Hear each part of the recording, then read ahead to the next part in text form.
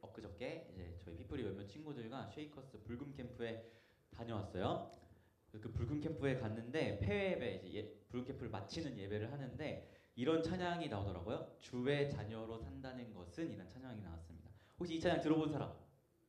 저는 사실 처음 듣는 찬양이었어요. 그래서 이 찬양의 가사가 처음 저에게 다가왔는데 그 가사를 보면서 마음에 참 큰 울림이 있었는데요. 여러분에게 한번 여쭤보고 싶습니다. 여러분, 주님의 자녀로 산다는 것은 도대체 무엇일까요? 여러분이 생각했을 때 하나님의 자녀로 살아간다는 그 삶은 어떤 일일 거라고 생각하시나요? 우리가 이 질문에 대해서 각자의 생각이 있을 거라 생각됩니다.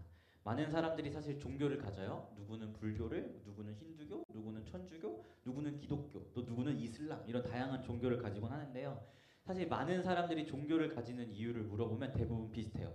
내 마음에 평안을 주어서 또는 나의 삶에 어떤 유익이 있거나 그 신에게 간구함으로써 내 삶이 조금은 더 안락해지고 더 만족과 유익이 있기 위해서 종교를 가진다, 이런 대답을 많이 한단 말이에요. 그럼 하나님의 자녀로 살아가는 삶이란 이렇게 종교를 따르는 사람들이 이야기하는 그런 삶일까요? 나의 삶과 나의 마음에 뭔가 평안이 있고 유익이 있고 만족이 있는 삶이 하나님의 자녀의 삶일까? 그러니까 종교를 믿는 사람들과 동일한 삶이 우리의 삶일까? 라는 것을 여러분에게 여쭤보는 것입니다. 어떻게 생각하세요? 하나님의 자녀로 사는 건 그런 삶일까요? 제가 이번에 알게 된 그 주의 자녀로 산다는 것은 이란 찬양의 가사가 이렇더라고요. 첫 가사가 이래요. 주의 자녀로 산다는 것은 불 가운데로 걸어가는 것이라고 이야기해요. 이게 첫 가사거든요. 그러니까 하나님의 자녀로 살아간다는 것은 어떤 좋은 일이 내 삶에 일어난다기보다는 사실은 불 가운데로 걸어가는 것. 다른 말로 하면 고난과 어려움이 있는 삶이라는 것을 그 가사가 고백하고 있었어요. 저는 그 가사가 제 마음에 깊이 와닿고 참 공감이 되었거든요. 사실 하나님의 자녀로 살아가는 건 불 가운데로 걸어가는 것과 같은 삶이거든요. 마냥 내 인생에 좋은 일만 일어나고 막 원하는 대학에 합격하고 이런 것이 아니라 사실은 때로는 불과 같은 어려움과 고난들이 찾아오지만 그 길을 믿음으로 묵묵히 걸어가는 것이 하나님의 자녀된 삶이거든요. 아니 그럼 여러분 되게 멍청한 거 아니에요? 사실 상식적으로 좀 좋은 일이 생겨서 하나님을 따르는 거면 상식적으로 이해가 되는데 고난들을 마주해야 되는 삶인데 그 삶을 살아가겠다고 이야기하는 건 사실 상식적으로 보면 되게 멍청한 일이잖아요. 그런데 저는 왜 이런 삶을 살고 또 여러분 주위의 부모님이나 우리 교회 성도님들은 이런 고난과 고통이 기다리고 있는 그 삶을 왜 살고 있을까요? 과연 우리 교회 어른분들이 멍청하고 바보 같아가지고 그런 삶을 선택한 걸까요? 아니죠. 저도 우리 성도님들도 하나님의 자녀로 살아가는 이유는 고난과 어려움이 있지만 그 삶에 놀라운 비밀이 있기 때문에 이 삶을 살아가게 되는 거거든요. 멍청해서가 아니고 그 비밀을 알고 있기 때문에 그 고난의 길을 걸어가는 거예요. 그럼 도대체 어떤 비밀인가? 우리가 그 비밀을 오늘 말씀을 통해서 살펴볼 수 있었으면 좋겠어요. 그래서 우리 17절 말씀 먼저 한번 같이 읽어보겠습니다.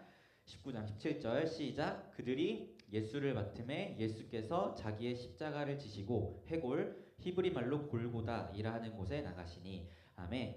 여러분 사실 이 말씀 17절 이 말씀을 보면 하나님의 자녀들의 삶에 마냥 좋은 일이 일어나지 않고 오히려 고난인 이유가 사실 여기 드러나 있어요. 뭐라고 나와 있죠? 17절에 예수께서 자기의 십자가를 지시고 가셨다라고 이야기하고 있습니다. 그리고 예수님은 누가복음에 보면 누구든지 나를 따르려거든 자기의 십자가를 지고 나를 따라야 한다라고 말씀하세요. 즉 예수님은 말로만 너네 십자가 져야 돼라고 얘기하신 게 아니고 그분이 먼저 자신이 자기의 십자가를 지고 길을 나가셨어요. 그리고 우리는 그분의 뒤를 쫓는 사람들이에요. 그렇기 때문에 하나님의 자녀들은 예수 그리스도의 발자취를 따라가기 때문에 그분과 같이 십자가와 같은 이 고난과 어려움들이 주어지는 게 사실은 너무나 당연한 일입니다. 때로는 하나님의 말씀 때문에, 때로는 하나님 때문에 내가 하고 싶은 것을 내려놓아야 할 때가 있고, 때로는 하나님의 부르심 앞에 내가 원하는 나의 삶을 내려놓고 하나님의 부르심을 쫓아야 할 때가 있어요.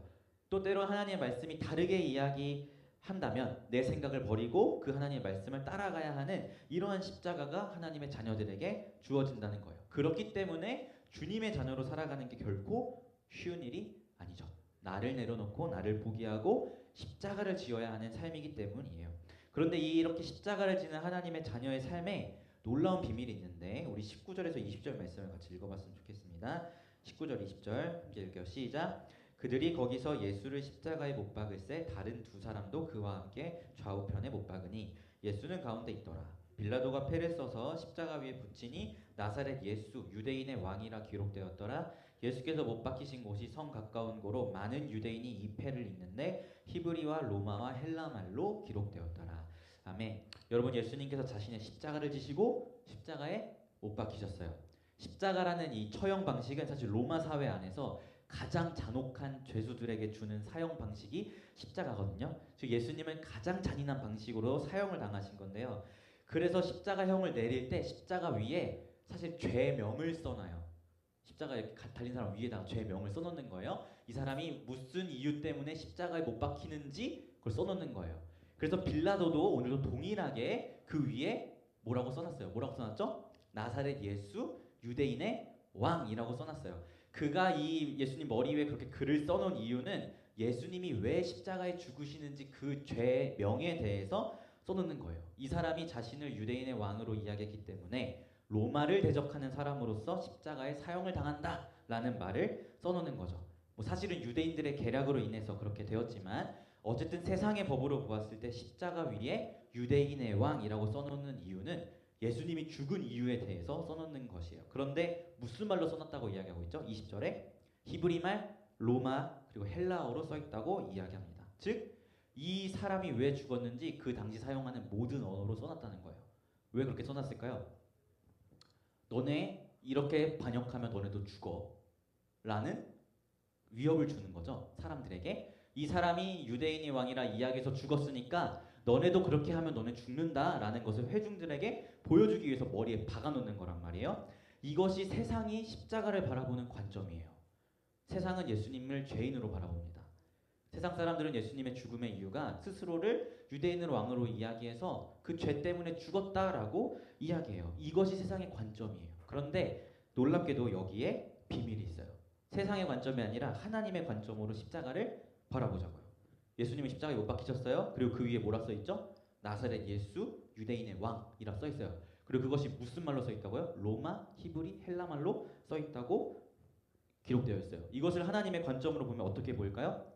예수님의 십자가의 죽음은 그가 왕 중의 왕이라는 것을 세상에 선포하는 역전의 역할을, 반대의 역할을 했다는 거죠.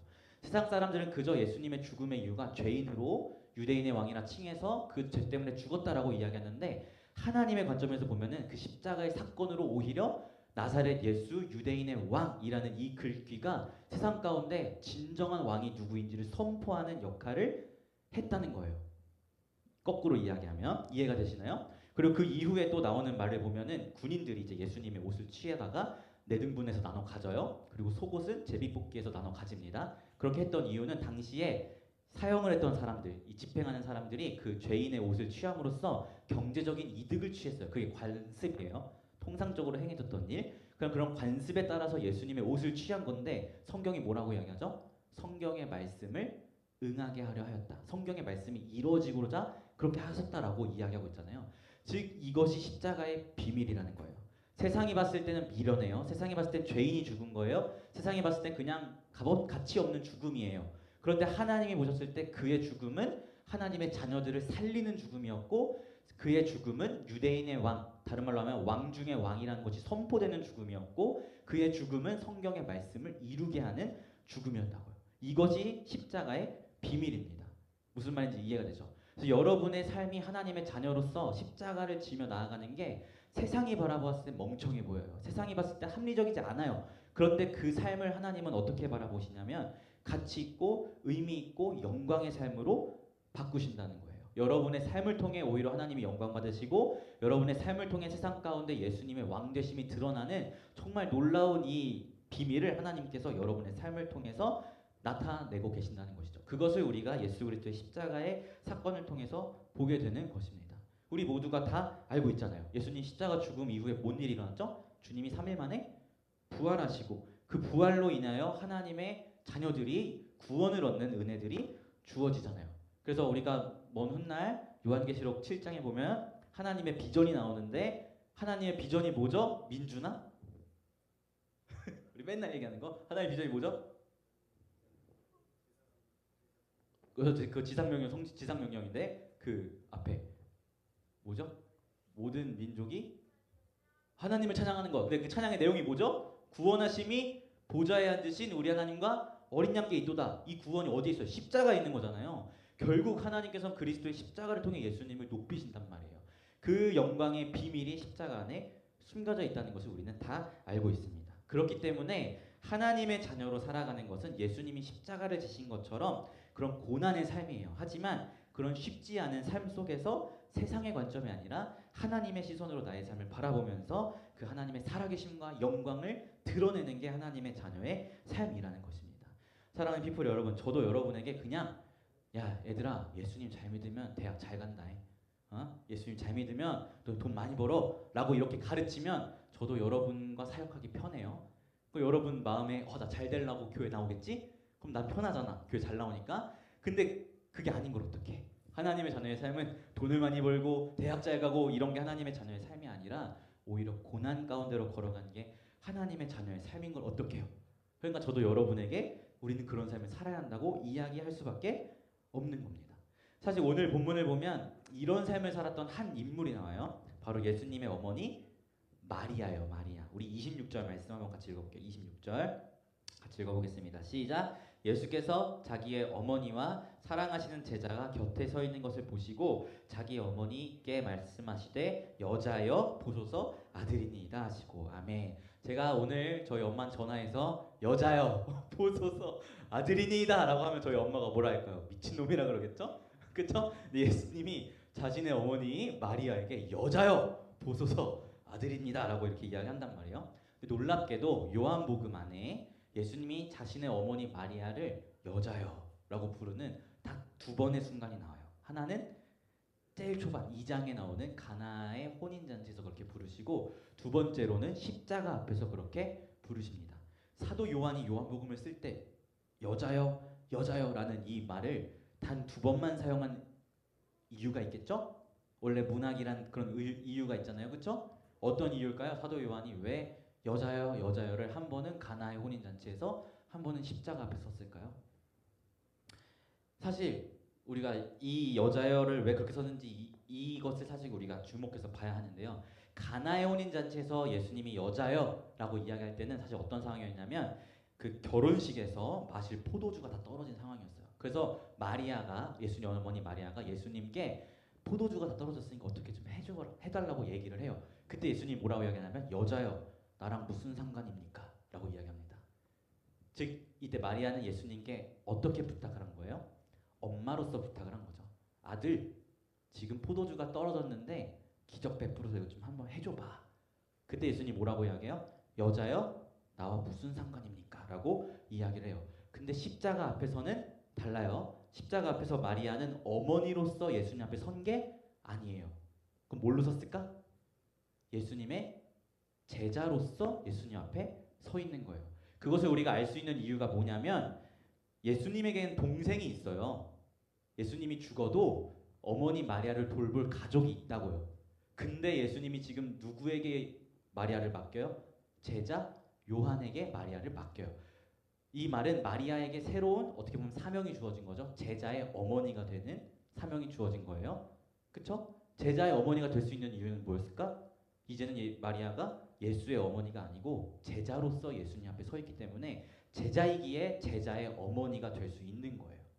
예수님의 동생들 분명히 있어요. 야고보도 예수님의 동생이에요. 근데 동생에게 맡기지 않고 제자에게 맡기잖아요. 그 이유는 마리아도 예수님의 제자로서 십자가 앞에 서 있었기 때문에 제자의 어머니로서 맡겼다는 것을 우리가 말씀을 통해서 보게 되는 것입니다. 즉 마리아는 처음에 예수님 앞에 섰을 때는 어머니로 나아갔지만 십자가 앞에서는 어머니로서가 아니고 제자로서 예수님의 십자가 앞에 서 있다는 것을 우리가 보게 된다는 것이죠. 이것이 십자가에 달리신 예수님 앞에 서야 하는 우리의 자세입니다. 우리는 그 어떤 것들을 다 내려놓고 예수를 쫓는 예수의 제자로 서 있어야 해요. 마리아가 어머니로서의 그런 위치와 마음들을 내려놓고 제자로서 예수님 앞에 서 있었던 것처럼 여러분의 소원, 여러분의 가족, 여러분의 친구, 여러분의 대학 진로, 이 모든 것들을 다 내려놓고 예수님 앞에 우리는 어떤 자세로 서 있어야 하냐면 제자로서 서 있어야 합니다. 예수님 당신이 걸어가신 그 십자가의 길을 나도 따라 걷겠습니다라는 이 마음을 가지고 예수님 앞에 서야 한다는 것입니다. 그게 주의 자녀로 살아가는 거예요. 사랑하는 피플 여러분, 우리 공동체의 슬로건이 뭐죠? Truly follow Jesus, 진실로 예수를 따르는 자잖아요. 다른 말로 하면 뭐예요? 진짜 제자들이란 이야기예요. 진짜 제자들. 그럼 우리가 어떻게 되어야 하겠습니까? 예수님 앞에 나오는 모든 순간이 나의 어떤 유익이나 만족이나 소원이나 꿈이나 이런 것을 가지고 나오는 것이 아니라 주님이 걸어가신 그 길을 나도 함께 걷겠습니다라는 제자의 마음으로 나아가야 한다는 것입니다. 놀랍게도 예수님의 이 고난에 동참하는 자에게 하나님이 무엇을 약속하냐면 그 부활의 영광과 아까 이야기한 하나님의 그 비전, 마지막 때 그 예수의 영광에 예수의 길을 함께 걸은 자들도 동일하게 동참시켜 주신다고 하나님이 말씀해 주세요. 그렇기 때문에 우리가 이 세상이 볼 때 미련해 보이는 이 길을 걸어갈 수 있는 거예요. 그리스도의 고난에 동참하였듯이 그리스도의 영광에도 동참할 그 약속이 우리에게 있기 때문입니다. 사랑하는 피플 여러분, 여러분이 그동안 예수님을 따랐던 이유가 무엇이든 오늘부터는 주님이 걸어가신 그 길을 나도 함께 걷겠습니다라는 제자의 마음으로 예수님 앞에 나아갈 수 있었으면 좋겠습니다. 어머니로서 예수 앞에 섰던 마리아가 십자가 앞에서는 어머니가 아니라 제자로 섰던 것처럼 이제 우리 공동체도 세상의 이유, 세상의 가치 이런 거 다 내려놓고 진실로 예수를 따르는 자, 즉 진정한 제자로 예수님 앞에 서기를 부탁드립니다. Truly follow Jesus, 진실로 예수를 따르는 우리 피프리가 되기를 주님의 이름으로 축원합니다. 아멘. 제가 기도하고 우리 같이 기도해 하도록 하겠습니다. 하나님, 그렇습니다. 우리가 십자가에 달리신 그 주님의 길을 따라 걸어 나아가기를 소망합니다. 우리의 가치, 우리의 생각, 우리의 뜻 주님 앞에 다 내려놓고 온전한 제자로서 주님이 걸어가신 그 길을 따라 걷는 제자로서 주님 앞에 서기를 소망하오니 우리 피프리 공동체가 진실로 예수를 따르는 자들이 되게 하시고 예수의 십자가를 지고 또 나의 십자가를 지고 하나님이 기쁨이 되는 그 삶의 길을 걸어 나아가는 우리가 될 수 있도록 인도하여 주시옵소서. 감사드리며 예수님의 이름으로 기도합니다. 아멘.